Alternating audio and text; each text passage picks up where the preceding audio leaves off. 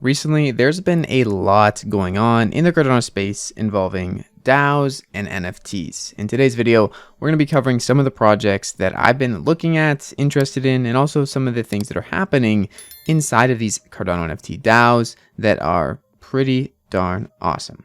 First things first though, if you want to stake your ADA to earn passive ADA on your ADA, you can do so with the Jack stake pool. That being said, the first project that I got into a week back, and it was pretty interesting. I bought one of these at 625 ADA to be a part of the DAO, was Rats DAO.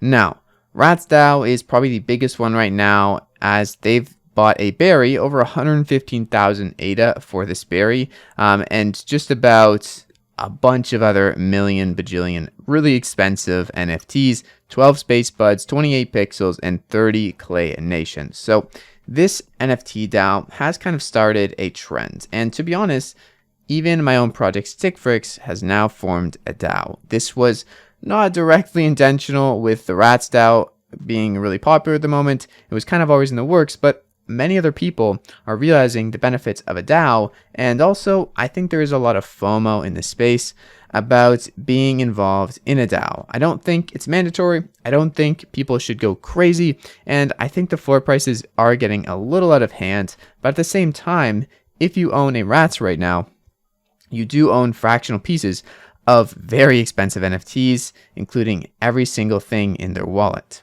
Now, DAOs are going crazy for the main reason that all the NFTs that Rats DAO or Emerald DAO or Acronym DAO or Stickfrix DAO, or now coming the Yummy Universe DAO that is going to be a governance basically DAO for their game. All of these things allow you to participate, and in a lot of cases allow you to own shares or votes or says in a process or a company or a project in general. Now, this is pretty huge for Cardano and the space, and I think in a lot of ways this has yet to mature, and this is just the very infancy stage of everything that's going on. But I do think it's really positive. I do think also a lot of these sales, a lot of these DAOs are a bit expensive, and that's because a lot of them have a lot of hype around them. Many people are collecting large portions of shares to have a lot of say in the DAO, and it drives up price overall. That also being said, I think it's great to get involved with a project, whether it be a NFT DAO or a DAO in general, where you can pretty much get a say in the project development, as a huge go for me. I love that. And it allows anyone, not just someone who wants to create their own project, but anyone from a community to be a part of something and have a say in something that is going to be built and is being built as a community member. To be honest, right now, my favorite DAO is probably the Rats DAO, mostly because of the way they're structured from the beginning to be a DAO. A lot of other projects like my own, Stickfrix, we have formed a DAO now, but we don't necessarily have that infrastructure that someone who is primarily a DAO, first and foremost, has, where they had, hundreds of thousands of ADA funding and a huge pivotal moment in Cardano for just people launching DAOs right now also led to a lot more interest in their project. That being said, DAOs don't always need to buy just NFTs. Keep that in mind. DAOs can govern an entire project. So whether it be things the project is going to do next, or whether it be things the project is going to go back and change, DAOs can truly govern in a decentralized way, which is why I think it is really cool as an idea and as a concept to bring into just about any project. Honestly, another very exciting thing is the Yummy Universe's latest announcement. Being play to earn is really awesome, and earning Yummy tokens, which seems to be kind of their all-around token, and might also have to do with the DAO governance that they mentioned here. I'm not 100% sure, but it's super interesting. That's a project I like, whether it be Stickfrix, whether it be Yummy, whether it be Rats DAO, I can get involved in directly by owning the NFTs. And not only do those NFTs look cool a lot of the times and they're fun, they also have intrinsic value that allow me to take part in the communities.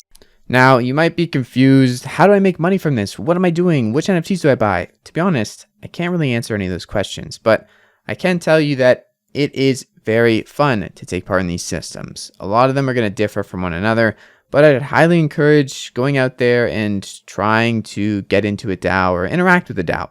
If it's too much money, if it's any money that you can't afford, don't do it, okay?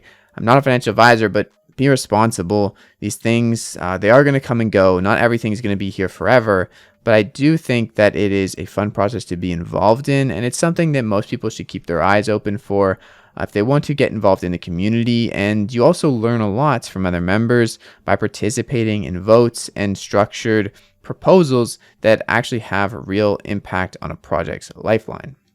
Now, compared to Ethereum, Cardano DAOs are, as I mentioned earlier, very early. They're in their infancy, absolute infancy. Most of the DAOs right now aren't really decentralized. They usually have a point of failure, which DAOs are not supposed to have when they're fully formed. Now, this is fine. This is okay. You got to start somewhere. But I want to keep in mind that if you're going to any of these DAOs, pretty much all of them right now are controlled by a central entity. So make sure that entity that is in charge of the DAO is trusted and is someone that you would put your faith behind, not just going and taking all your funds. There is risk to this, so please be careful. That being said, on Ethereum, you can see some great examples of what DAOs can do. This one is just one example. Nouns is a huge DAO, and they basically auction off a noun every day, and all of these funds go to the treasury. The treasury then gets voted on by other nouns to spend, give out grants, buy things, promote, whatever else. Everything is in here. So there's a lot of growth needed for Cardano DAOs still, and tooling is going to have to happen. But I like looking at Ethereum DAOs and seeing the direction and the positives that DAOs bring to the space as a whole. I think it's a great example, and I'm very excited to get to this level with Cardano DAOs. In short, I like DAOs. I think they're fun. I think it'd be cool if you got involved in one. That's all I have for you guys today. I'll see you guys in the next video. It's been your friend Jack. Have a great freaking day. Peace out.